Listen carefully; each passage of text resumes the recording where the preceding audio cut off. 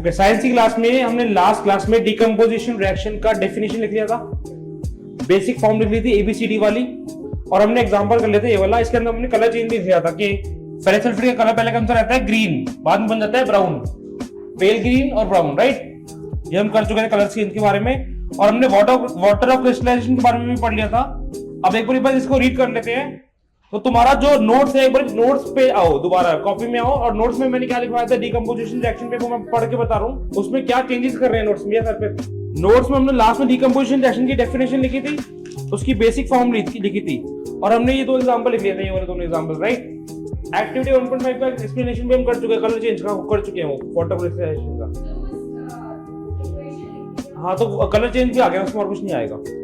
अब लिखो एक बार डिकम्पोजिशन रिएक्शन, लिखो साइड में डिकम्पोजिशन रिएक्शन बाय हीट, खाली डिकम्पोजिशन नहीं, थर्मल डिकम्पोजिशन भी लिख लो, बट अभी मैं एक और चीज लिखवा रहा हूं वैसे, अभी लिखते नोट लिखते जाओ। एक्टिविटी का तो हो गया सब कुछ 1.5 का, यही था बस, इक्वेशन थी साथ में वो था कि कलर चेंज। चलो शुरू करते हैं। Decomposition reaction by heat, decomposition reaction by heat, और ब्रैकेट में लिख लो जो अभी तुमने कहा थर्मल डिकम्पोजिशन, उसका हीट का मतलब क्या होता है, thermal decomposition, decomposition reaction by heat, bracket में लिख लो thermal decomposition, decomposition reaction by heat, bracket में थर्मल डिकम्पोजिशन। अब इसके एग्जांपल दोबारा लिखो नीचे, ये फर्स्ट एग्जांपल हो जाएगा, सेकंड हो जाएगा, दोबारा एग्जांपल लिखो। ये जो हमने एग्जांपल पढ़े हैं, ये हीट के थ्रू डिकम्पोजिशन चल रही है, और हीट का सिंबल यहां पर तुम डाल दो डेल्टा, ट्रायंगल भी लिखा करो हीट के सिंबल में, ट्रायंगल, ठीक है, नीचे लिख दो ट्रायंगल, और कलर भी लिख देना यहां पर। अभी इसका कलर क्या है, पेल ग्रीन, हीट का सिंबल होता है ट्रायंगल। अगर मैं ट्रायंगल लिखूं या हीट लिखूं, कोई एक चीज लिखनी है, ठीक है, हीट लिखो या ट्रायंगल लिखो, कोई एक चीज लिखनी होती है। ट्रायंगल सिंबल होता है हीट का, इसका कलर है पेल ग्रीन, इसका कलर होता है ब्राउन, ब्राउन कलर चेंज भी लिख लेते एक बार। अब सेकेंड जो ये वाली रिएक्शन है, इसका भी हम रीड कर लेते हैं एक बार सब कुछ। तुम ये एग्जांपल में लिखो डिकम्पोजिशन बाय हीट, हम डिकम्पोजिशन बाय हीट यानी थर्मल डिकम्पोजिशन के तीन एग्जांपल लिखेंगे, पहला, दूसरा। अब मैं रीड कर रहा हूं, देखो ध्यान से रीड कर रहा हूं मैं यहां पर इस पहले टॉपिक का, यहां से decomposition of calcium carbonate to calcium oxide and carbon dioxide on heating is an important decomposition reaction used in various industries. अब इस रिएक्शन के नीचे, सेकेंड रिएक्शन के नीचे इसका यूज लिख लो, यूज। रिएक्शन का कभी ना कभी एप्लीकेशन यानी यूज भी इंपॉर्टेंट होता है, तो क्या यूज है, it is used in manufacture of cement, it is used in manufacture of cement, this is the use of this reaction, second reaction, okay. हर एक इंफॉर्मेशन केमिस्ट्री में इंपॉर्टेंट है। It is used in manufacture of cement, it is used in manufacture of cement. अब ये दो reaction लिख ली हमने decomposition की बाय हीट। अब आगे बढ़ते हैं, एक्टिविटी 1.6। एक्टिविटी लिखो मत, अब इस बार मत लिखो एक्टिविटी। एग्जांपल 3, ये सेकंड एग्जांपल था डिकम्पोजिशन का, अब थर्ड एग्जांपल आ रहा है डिकम्पोजिशन रिएक्शन बाय हीट यानी थर्मल डिकम्पोजिशन का। क्या है थर्ड एग्जांपल, पहले एक्टिविटी रीड कर लेते हैं क्योंकि एक्टिविटी में वो थर्ड एग्जांपल है, ठीक है। एक्टिविटी रीड कर रहा हूं मैं, बोर्ड पे देखो। Take about 2 gram lead nitrate powder in a boiling tube, hold the boiling tube with a pair of tongs and heat it over a flame. What do you observe? Fumes of nitrogen dioxide is formed, which is brown fumes. Color change given है, reaction ये रही, okay. Reaction देख लो। Third example of thermal decomposition, decomposition by heat, लिखो third example पूरा लिख लो पहले, तो पहले एग्जांपल लिख लो।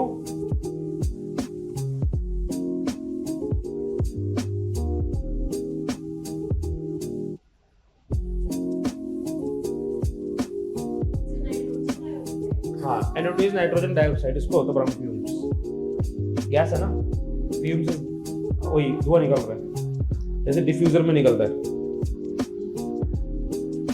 थर्ड एग्जांपल लिख लिया, ओके। सो नाइट्रोजन डाइऑक्साइड जो हमारा बन रहा है वो ब्राउन फ्यूम्स की फॉर्म में बन रहा है, वो गैस है, उसमें ब्राउन फ्यूम्स निकल रहे हैं, जो धुएं निकल रहे हैं ब्राउन कलर के है, ठीक है।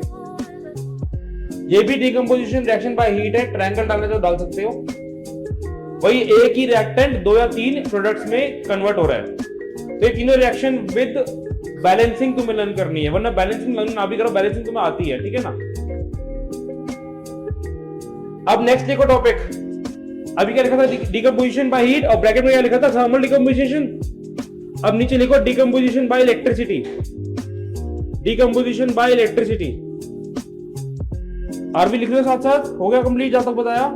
सेकंड आएगा डिकम्पोजिशन बाय इलेक्ट्रिसिटी। 3 तरीके की प्रोसेस है डिकम्पोजिशन के बारे में, हमने ये कल डिस्कस भी करा था कि हम हीट यानी एनर्जी 3 तरीके से दे सकते हैं। First heat, second electricity, third sunlight. 3 तरीके से हम एनर्जी दे सकते हैं एक रिएक्शन को, एक रिएक्टेंट को ब्रेक करने के लिए। तो नेक्स्ट जो एक्टिविटी आ रही है, इस एक्टिविटी को पढ़ते हैं उस रिएक्शन के अंदर। टॉपिक का नाम है डिकम्पोजिशन बाय इलेक्ट्रिसिटी। तो रिएक्शन देख लो एक बार क्या बनती है।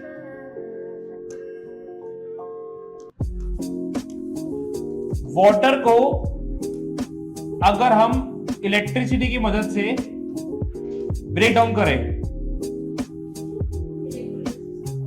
ये एक बीकर है, अभी हम एक्टिविटी पढ़ेंगे। वैसे ये एक बीकर है, बीकर में रखा हुआ वाटर, ठीक है। ये 2 कार्बन इलेक्ट्रोड्स है। क्या है? Carbon electrodes. एक है एनोड, एक है cathode.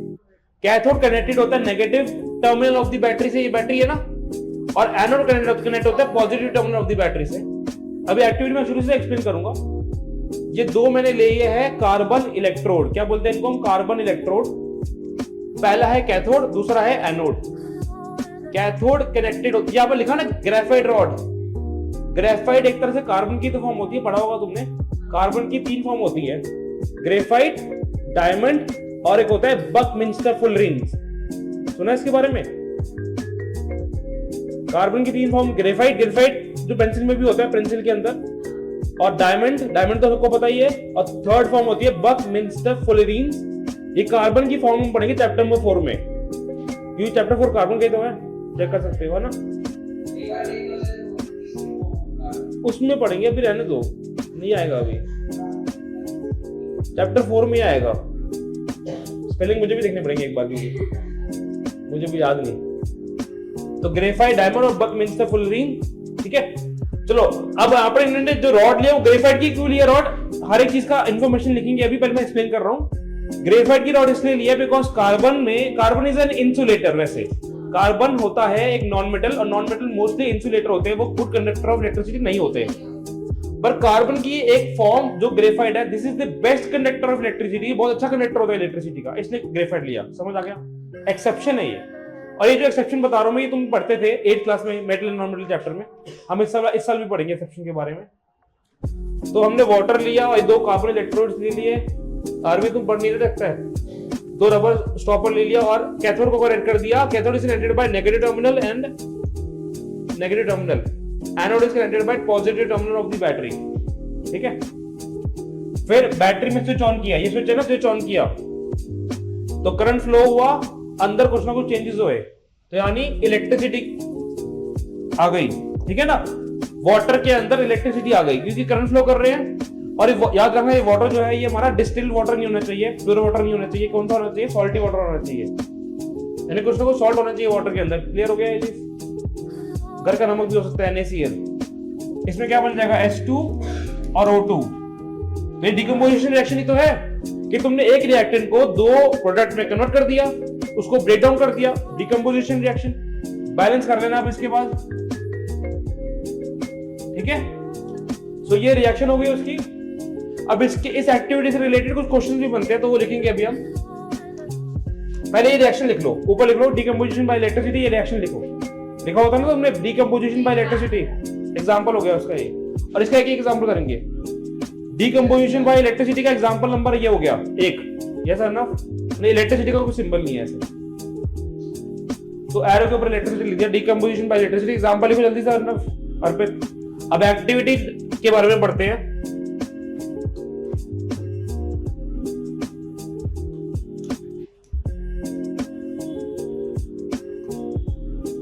Activity 1.7. Take plastic mug and drill 2 holes at its bottom base and fit rubber stoppers in these holes. देख रहे हो? 2 होल में रबर स्टॉपर फिट कर दिए। connect these electrodes to a electrode ले लिया 6 volt battery, fill the mug with water such that electrodes are immersed fully inside the water, electrodes जो है वो water के अंदर पूरी immerse हो जाए. Add a few drops of dilute sulfuric acid. क्या डाला हुआ है? ये dilute sulfuric acid क्यों डाल रहे हैं बताऊं मैं तुमको? इसका रीजन लिखेंगे अभी हम. तो वाटर में इन्होंने थोड़ा सा एसिड डाला है, बिकॉज वाटर में जब भी हम एसिड डालते हैं थोड़ा सा तो बनती है सॉल्ट. और मैंने तुमको ऐसे ही बताया था ना कि सॉल्ट डाल दो, सॉल्ट डालना जरूरी है क्योंकि प्योर वाटर जो डिस्टिल वाटर होता है वो बिना सॉल्ट के कंडक्ट नहीं करता, तो एसिड डालना जरूरी है, अदरवाइज कंडक्शन ही नहीं होगी, तो वो हाइड्रोजन और वाटर में कन्वर्ट होगा ही नहीं. ठीक है, तो क्वेश्चन ये भी आता है why do we add dilute hydrochloric acid, because acid is a good conductor of electricity. Acid की वजह से ही वाटर में इलेक्ट्रिसिटी हुई है, अदरवाइज वाटर में इलेक्ट्रिसिटी होती ही ना. हाँ, क्योंकि pure water is not a conductor. Normally जो हम टैप वाटर यूज करते हैं, फिर नॉर्मली तुम आरओ का वाटर यूज करो, उसमें भी कुछ तो सॉल्ट होते हैं, बहुत रेयर होता है प्योर वाटर. ठीक है, तो salty water is a good conductor of electricity. तो सॉल्टी वाटर बनाना होता है इसको ताकि वो इलेक्ट्रिसिटी कंडक्ट कर सके. टेक 2 टेस्ट ट्यूब ले रही है, वो भी उल्टी लगानी है इलेक्ट्रोड्स के ऊपर, and put them invert them over the 2 carbon electrodes, switch on the current and leave the apparatus undisturbed for some time. कुछ टाइम बाद इसको देखो, अभी ऐसे ही apparatus को छोड़ दो इलेक्ट्रिसिटी ऑन करने के बाद. होता क्या है, ऑब्जर्वेशन क्या आएगी, ये टेस्ट ट्यूब 1, ये टेस्ट ट्यूब 2. टेस्ट ट्यूब 1 में और टेस्ट ट्यूब 2 में कॉन्सेंट्रेशन ये आ रही है. टेस्ट ट्यूब 2 में गैस की कॉन्सेंट्रेशन ज्यादा होती है, ये गैस आ रही है. कौन सी गैस आ रही है? इक्वेशन क्या लिखी थी मैंने, H2O gives out H2 plus O2, यही इक्वेशन लिखी थी ना. तो ये हाइड्रोजन गैस है, ये ऑक्सीजन गैस है, तो दोनों ही गैस है. सो जो इस टेस्ट ट्यूब में जहां पर ज्यादा गैप है, दिखाई दे रहा है गैप ज्यादा, उसमें हाइड्रोजन गैस होती है. क्यों होती है वो भी पढ़ेंगे अभी हम. और इस गैस में होती है ऑक्सीजन गैस जो कम कॉन्सेंट्रेशन में आ रही है. You will observe the formation of bubbles. Bubble form करने का मतलब यही है कि गैस फॉर्म हो गई, क्योंकि गैस की वजह से बबल फॉर्म हो रही है. You will observe the formation of bubble at both the electrode. These bubbles displace water in the test tube. और नेक्स्ट क्वेश्चन ये आता है कि volume of gas collected in same in both the test tube. Gas की volume दोनों test tube में same है? नहीं, एक टेस्ट ट्यूब में गैस की कॉन्सेंट्रेशन ज्यादा है, दूसरी टेस्ट ट्यूब में गैस की कॉन्सेंट्रेशन कम है. ठीक है, बबल भी ज्यादा बनते हैं. सो अब इस एक्टिविटी के बारे में लिखते हैं कुछ इंफॉर्मेशन. ठीक है, देखो एक्टिविटी 1.7 कॉपी में जल्दी से. एक्टिविटी 1.7 अब लिखो डिस्क्रिप्शन उसके अंदर. एक्टिविटी 1.7 में स्टार्ट करें. एक्टिविटी 1.7 स्टार्ट करते हैं. अब एक्टिविटी 1.7 में सबसे पहले तुम्हें लिखनी है रिएक्शन. लिख लो रिएक्शन और बैलेंस कर दो उसको. रिएक्शन लिख लो और बैलेंस कर दो. यहां पर 2 आ जाएगा, यहां पर 2 आ जाएगा. ठीक है ना. और ये वाटर का फॉर्म लिक्विड था, ये भी गैस की फॉर्म में है और ये भी गैस की फॉर्म में है, दोनों गैस बन रही है. अब इस एक्टिविटी में मैं क्वेश्चन आंसर लिखवा रहा हूं. क्वेश्चन नंबर 1 लिखो पहले. तो एक्टिविटी में मैं लिखवा रहा हूं क्वेश्चन आंसर. तो क्वेश्चन 1 लिखो, why we have taken dilute sulphuric acid, या फिर why we have added dilute sulphuric acid in water. Question 1, why we have added dilute sulphuric acid in water. Why we have added dilute sulfuric acid in water. अब answer लिखो. पता सबको answer क्या है? पहले लिखो यहां पर प्योर वाटर, प्योर के ब्रैकेट में लिख देना डिस्टिल्ड. प्योर ब्रैकेट में डिस्टिल्ड, प्योर ब्रैकेट में distilled water is bad conductor of electricity, is bad conductor of electricity. Full stop. We have added acid to make the conduction of electricity. We have added acid to make the conduction of electricity. We have added acid to make the conduction of electricity, comma, as acid is a good conductor of electricity. ये भी पढ़ेंगे वैसे हम next chapter में acid basis salt में. As acid is a good conductor of electricity. As acid is a good conductor of electricity. लिख लिया सबने. आगे देखो अब question number 2. Question number 2, why the amount of gas collected, why the amount of gas collected, why the amount of gas collected, why the amount of gas collected in one of the test tubes, why the amount of gas collected in one of the test tubes is less than the other test tube. why the gas collected in one of the test tube is less than the other test tube. देख लिया question. अब ये देखो, यहां पर दो gas बन रही है, हाइड्रोजन गैस एक ऑक्सीजन गैस. हाइड्रोजन गैस के आगे लिखा हुआ है 2 और ऑक्सीजन गैस के आगे लिखा है 1. यानी ऑक्सीजन गैस के 1 मॉलिक्यूल ही बन रहे हैं और हाइड्रोजन गैस के 2 मॉलिक्यूल बन रहे हैं. तो इसलिए हाइड्रोजन गैस की कॉन्सेंट्रेशन ज्यादा है as compare to oxygen gas, because इसके 2 मॉलिक्यूल बन रहे हैं, उसमें सिर्फ 1 मॉलिक्यूल बन रहा है. And why 2 molecules are forming in the hydrogen gas? Because of the balancing of the reaction. Balancing बहुत जरूरी होता है और बैलेंसिंग ऑटोमेटिक रिएक्शन होती है. ठीक है ना? तो लिखो आंसर में 2 molecules of hydrogen gas is formed and only 1 molecule of oxygen gas is formed. 2 molecules of hydrogen gas is formed and only 1 molecule of oxygen gas is formed. 2 molecules of hydrogen gas is formed and only 1 molecule of oxygen gas is formed, as we can see in the balancing of the equation. As we can see in the balancing of the equation. As we can see in the balancing of the equation. Full stop के बाद लिखो. लिख लिया अर्पित यहां तक? आगे लिखो that is why amount of hydrogen gas is double the amount of oxygen gas. That is why amount of hydrogen gas is double the gas of oxygen. That is why amount of hydrogen gas is double the amount of oxygen gas. अब decomposition करेंगे with the help of sunlight. ठीक है? Decomposition reaction by sunlight. ये third reaction होगी decomposition की. Decomposition 3 तरीके से कर सकते हैं, हीट यानी थर्मल, इलेक्ट्रिसिटी या sunlight. Decomposition reaction by sunlight. इसके 2 एग्जांपल से लिख लो. पहले डायरेक्ट एग्जांपल लिखो इसके.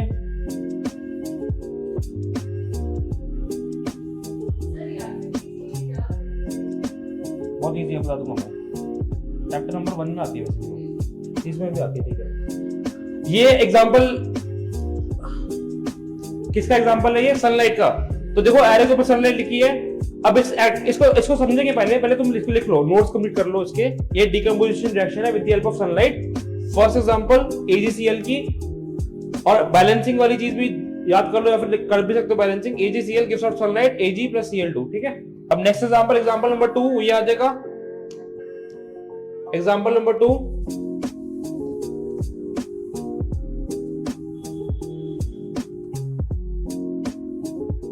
एग्जांपल 2. ठीक है.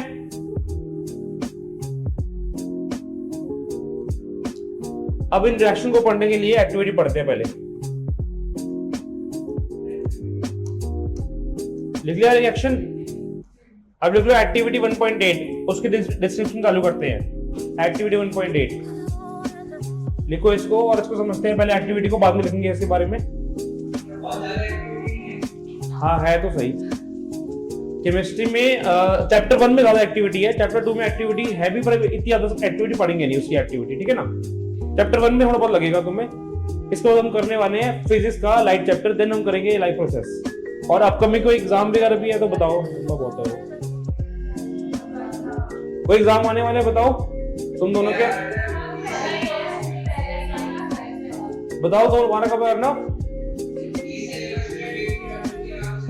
हाँ सेंड करो ना. अर्पित तुम्हारा कोई एग्जाम आने वाला है? तो स्कूल अभी खुले हैं, कुछ नहीं होगा तुम्हारा. चलो activity 1.8. Take about 2 gram silver chloride. Silver chloride का कलर होता है सिल्वर. लिख लो कलर चेंज. कल लिखोगे कलर चेंज. एक्टिव ये लिखा ना तुमने कॉपी में, लिखी हुई ना रिएक्शन, तो उसके नीचे लिख लो सिल्वर क्लोराइड का. नहीं, 1 मिनट को, पहले गलत बता दिया मैंने. पहले व्हाइट कलर होता है, व्हाइट. पहले कलर व्हाइट है, बाद में सिल्वर कन्वर्ट हो रहा है.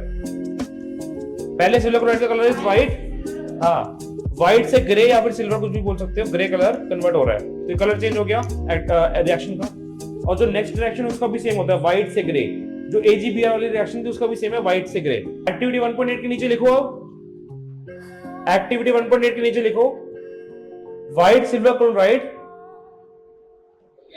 एक्टिविटी 1.8 लिख लिया था ना, उसके नीचे लिखो डिस्क्रिप्शन होती है ना एक्टिविटी की. White silver chloride. ये देख लो ना, यहां से लिखना है, ये लिखना है. देखो बोर्ड पे, white silver chloride turns grey in sunlight. White silver chloride turns grey in sunlight. और आगे लिखना है this is due to decomposition of silver chloride into silver and chlorine by light. Okay, next page देखो अब next reaction में भी same ही चीज हो रही है, व्हाइट कलर कन्वर्ट हो रहा है ग्रे में, ये भी सेम होता है, व्हाइट कलर कन्वर्ट हो रहा है ग्रे में, इसका भी सेम होता है, ठीक है। अब ये एक्टिविटी नीचे लिख लो, ये दो रिएक्शन तुमने लिखी है AgCl की और AgBr की, ये दो रिएक्शन तुमने लिखी हुई है अभी AgCl और AgBr की। रिएक्शन का कोई ना कोई यूज होता है ना, जैसे हमने पिछली भी एक रिएक्शन देखी थी, उसका यूज क्या था, टू मैन्युफैक्चर दी सीमेंट, याद है वो कैल्शियम कार्बोनेट की रिएक्शन को हम क्या बोल रहे थे, टू मैन्युफैक्चर सीमेंट, उसका वो यूज है ना। अब इसका यूज क्या है, these reactions are used in black and white photography. ये वैसे जो यूजेस है ना बहुत पुराने हैं, ब्लैक एंड व्हाइट फोटोग्राफी तो चलो आजकल तो नॉर्मल कैमरे से फोटोग्राफी नहीं होती है, डिजिटल कैमरे से फोटोग्राफी होती है, वो भी डिजिटल भी बहुत ज्यादा हाई फाई हो गए। ये ब्लैक एंड व्हाइट फोटोग्राफी तो उससे तो जब होती थी ना तब तुम पैदा भी नहीं होगे, तब की बात है ये। ब्लैक एंड व्हाइट फोटोग्राफी का मतलब क्या होता है, हाँ ये पता है क्योंकि मैंने तो कर रखी है ब्लैक एंड व्हाइट फोटोग्राफी, मुझे अच्छे से याद है ये चीज। एक नॉर्मल क्या होता है, एक पूरा रूम भी ब्लैक होता है ब्लैक एंड व्हाइट फोटोग्राफी करने के लिए, और जो हमारा सोल्यूशन होता है उसके अंदर हम वो जो नेगेटिव्स आते हैं, नेगेटिव्स देखे तुमने, जो रील होती है ब्लैक कलर की, उसको डिप करते हो, फिर उससे फोटो जनरेट होती है और डिप करते हो एक सोल्यूशन में, और वो सोल्यूशन यही है बेसिकली, और सनलाइट आ रही होती है उस रूम में। हाँ होती है फोटो, क्योंकि फोटो खींचती है वही तो रील में आती है। तो ये तो बहुत पुराना फोटोग्राफर हो गया, फोटो हो गया मतलब उसमें नहीं, उसमें ये नहीं होता, मुझे लगता है ये नहीं होता। अब एक और चीज लिखो एंडोथर्मिक रिएक्शंस। क्या लिखना है, एंडोथर्मिक रिएक्शंस, नहीं एक्सोथर्मिक लिखवाया तो मैंने पिछली बार, अभी एंडोथर्मिक लिखवा रहा हूं, ठीक है। नोट्स बनते हैं बहुत ज्यादा, 10th क्लास में नोट्स बनते हैं, 10th क्लास में मेहनत ज्यादा होती है, लिखो जल्दी करें आगे। Endothermic reactions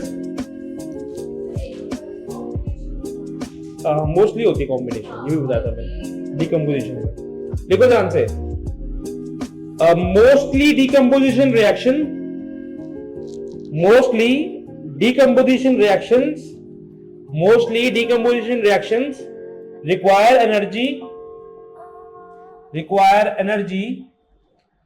either in the form of heat, light or electricity, either in the form of heat, light or electricity for breaking down reactants. Reactions in which energy is absorbed are known endothermic reactions. ये देखो book से लिख लो, book से ही लिख लो, book से लिख लो, book से ही लिख लो, ठीक है। ओके अब आगे बढ़ते हैं, क्वेश्चन करते हैं ये वाले। तो तुम क्या लिखोगे, इन टेक्स्ट क्वेश्चंस पेज, कौन सा पेज है ये, in text question page number 10।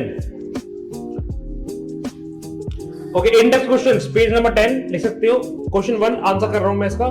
A solution of substance X is used for white washing, name the substance X and right it's formula. नहीं व्हाइट वॉशिंग तो कैल्शियम कार्बोनेट, देखो calcium carbonate तो हमारा and product था जो बनता था। अब ये बोल रहे कि उससे पहले X यहां पर जो है, X यहां पर है CaO कैल्शियम ऑक्साइड, क्या नाम होगा इसका, क्विकलाइम, क्योंकि शुरुआत तो यहीं से हो रही है ना। कैल्शियम कार्बोनेट तो वो सूखने के बाद बनता है, मार्बल वाली फॉर्म जो सूख गया। अच्छा ये देखो रिवाइज करना जरूरी है, ये देखो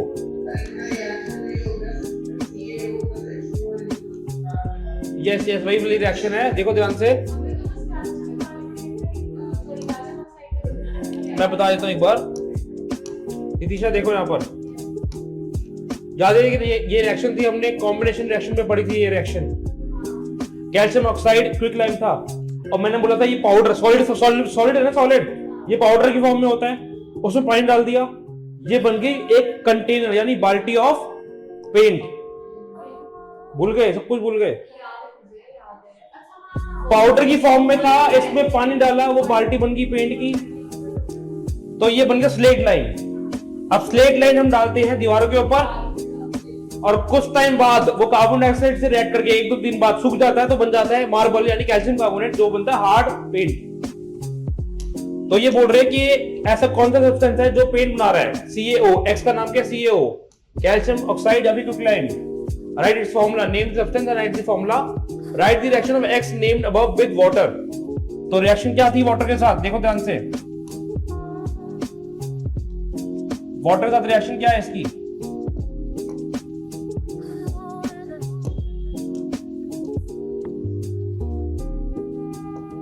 CaO plus H2O gives out CaOH whole twice plus heat. Yes.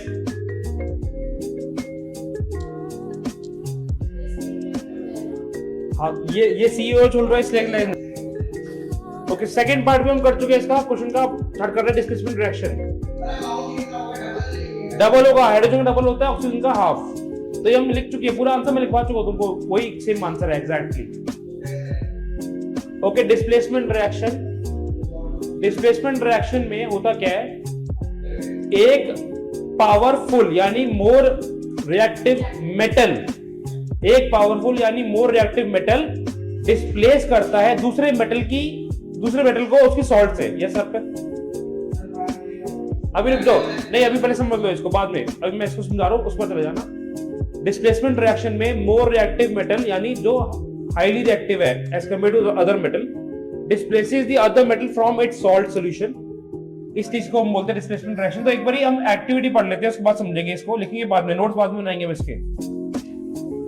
Activity 1.9, take 3 iron nails and clean them by rubbing with sandpaper. Sandpaper से क्यों रब कर रहे हैं आयरन नेल को, बता सकते हो अर्नव? आयरन नेल को तुमको आते तो बताओ, आयरन नेल को हम सैंड पेपर से रब क्यों कर रहे हैं?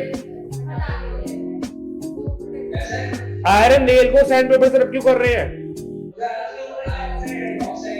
ऑक्साइड लेयर आ जाती है, उसको हटाने के लिए. ये चीज हमने आरवी पढ़ी थी फर्स्ट क्लास में इस चैप्टर की, ठीक है. फर्स्ट और सेकंड क्लास होगी तो तुम वीडियो में देख, तुमने शायद मेरे ख्याल से ये नहीं पढ़ा हुआ. Take 2 test tube marked as A. कितने आयरन नेल लेने? 3 आयरन नेल लेने, ठीक है ना. और अभी क्या कलर है आयरन नेल का? सिल्वर या ग्रे कलर बोल सकते हो, ठीक है. Take 2 test tube marked as A and B. In each test tube take 10 millilitre copper sulphate solution. Tie 2 iron nails, एक साथ टाई करने 2 iron nails copper sulphate solution में. टेस्ट ट्यूब ए हो गई, ठीक है. क्लियर है. टेस्ट ट्यूब ए में दोनों आयरन नेल एक साथ टाई कर दिए हमने. Tie 2 iron nails with a thread and immerse them carefully in copper sulphate solution. ये कॉपर सल्फेट सॉल्यूशन है. कॉपर सल्फेट सॉल्यूशन का कलर क्या है? ब्लू, ठीक है. And keep the test tube for 20 minutes. After 20 minutes take out iron nails from the copper sulphate solution. और एक iron nail हमने डाला हुआ है, किसी में नहीं, वो अलग से रखा हुआ है. ये इसमें एक आयरन नेल डाला हुआ है सिंपल इसमें. तो after some time what happens is, जो आयरन नेल हमने किसी में नहीं डाला था वो सेम कलर रहा उसका सेम कलर, और जो 2 iron nail copper sulphate solution में डाले थे उसका कलर हो गया ब्राउन, ठीक है. और जो कॉपर सल्फेट का कलर है वो हो गया पेल ब्लू.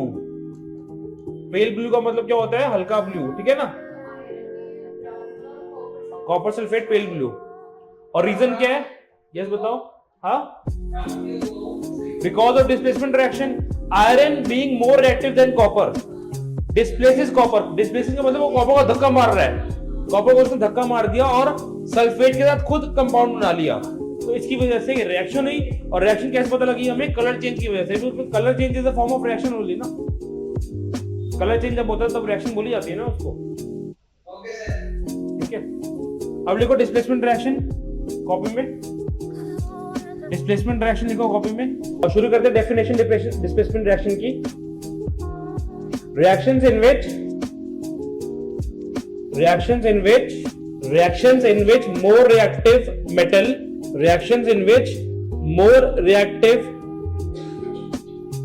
भी लिख सकते हो तुम इसमें. यहाँ पर मेटल की जगह पे सब्सटेंस भी लिख सकते हो, क्योंकि जरूरी नहीं है हर बार मेटल के साथ रिएक्शन करे. क्योंकि जब हम मेटल नॉन मेटल चैप्टर में आएंगे तो हमें पता लगेगा कार्बन भी कर सकता है डिस्प्लेसमेंट, हाइड्रोजन भी कर सकता है डिस्प्लेसमेंट, ठीक है ना, जो मेटल तो है नहीं.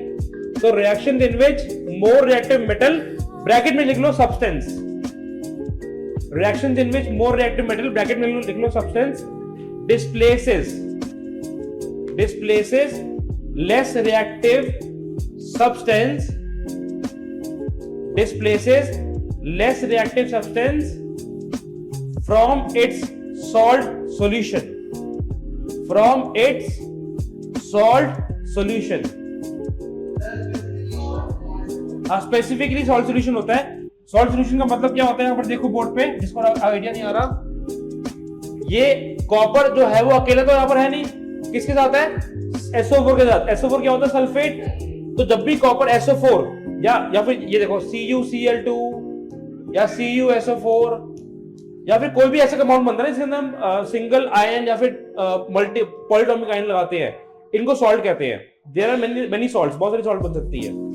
तो मोर रिएक्टिव यहाँ पर आयरन है।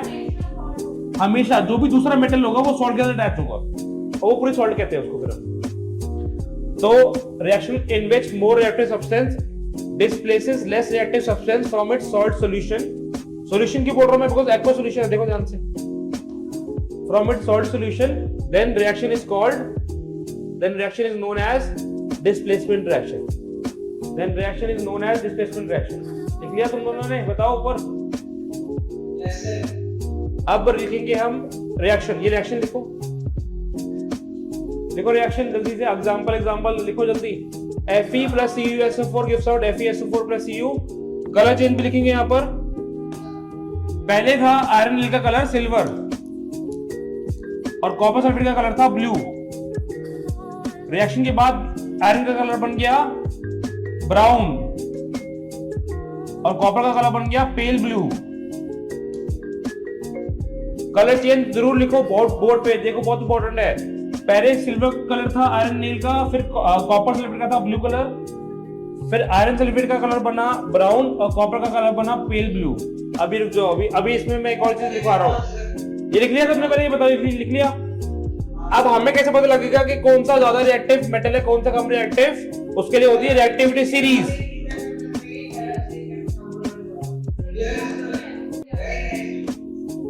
क्या बोल रहे हो तुम दोनों वहां पर?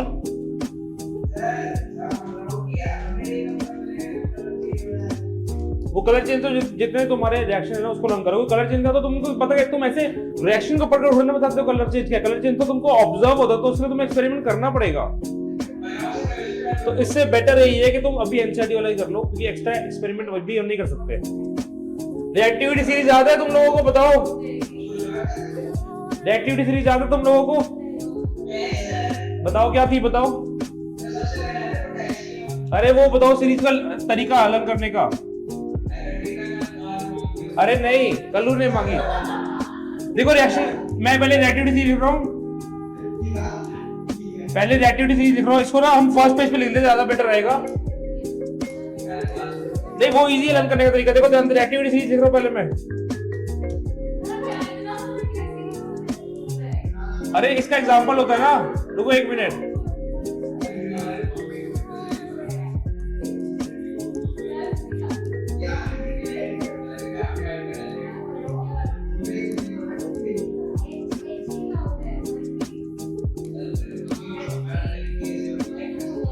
ये पोटेशियम है, ये सोडियम है, ये कैल्शियम है, magnesium, aluminium, zinc, iron, lead, hydrogen. अब ये रिएक्टिविटी सीरीज होती है मेटल्स की, और ये डिक्रीजिंग रिएक्टिविटी है, यानी सबसे ज्यादा रिएक्टिव पोटेशियम, सबसे कम रिएक्टिव प्लैटिनम। ठीक है? तो रिएक्टिविटी धीरे धीरे कम हो रही है, समझ आया ये चीज? इसमें हाइड्रोजन हम अलग से लिख देते हैं, जबकि हाइड्रोजन मेटल नहीं होता, पर हम हाइड्रोजन अलग से लिख देते हैं। ठीक है? अब लर्न करने का तरीका देखो ध्यान से। यस बताना तुम लोगों को, तो बताया हुआ है नहीं कल? अच्छा तुमने अलग याद करा हुआ है। अब ध्यान से सुनना, रिएक्टिविटी सीरीज याद करने का तरीका देखो एक बार। कल्लू ने यानी सोडियम, कार मांगी एमजी, ऑल्टो, जेन, फरारी। ठीक है? कल्लू ने तीनों कार मार ली। पहले ऑल्टो मांगी, सबसे सस्ती वाली कार, फिर जेन, उसको लगा जेन मांग ली। जेन पता तुम्हें जेन कार आती थी पहले। फिर फरारी। यहां पर क्या है? पापा हंसे।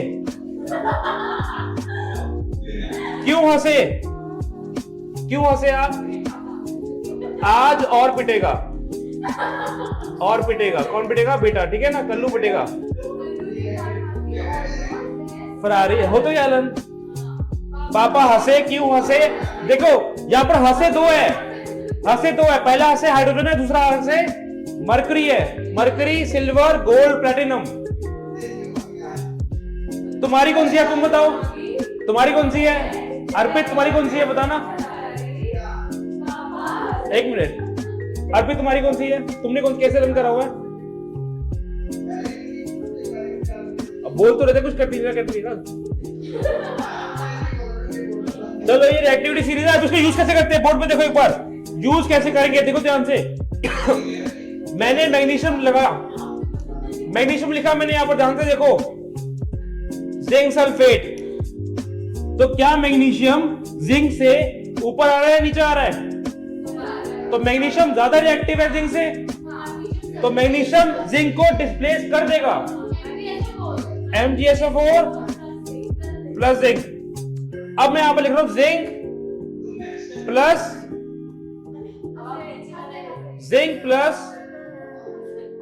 Aluminium sulphate. ये होता है एल्यूमिनियम सल्फेट।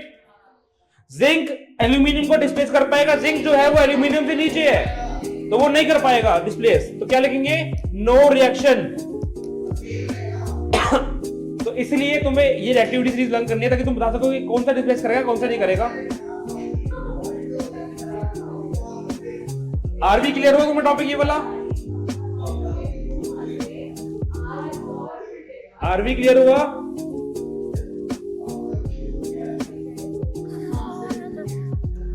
ओके, रिएक्टिविटी 3 सबको क्लियर हो चुकी है। अब डिस्प्लेसमेंट रिएक्शन का एग्जांपल नंबर 2। ये तीनों एग्जांपल्स है डिस्प्लेसमेंट रिएक्शन के। एग्जांपल 2, एग्जांपल 3 लिख लो। जिंक, अब तुम रिएक्टिविटी सीरीज में कुछ चेक कर सकते हो। जिंक जो है वो कॉपर से ज्यादा रिएक्टिव है ना, ऑब्वियसली देख सकते हो रिएक्टिविटी सीरीज में, तो जिंक डिस्प्लेस कर देगा। लेड जो है वो कॉपर से ज्यादा रिएक्टिव है तो लेड भी डिस्प्लेस कर रहा है, और डिस्प्लेस करके वो बना देता है वो इसी सॉल्ट। ठीक है, क्लियर हो गया?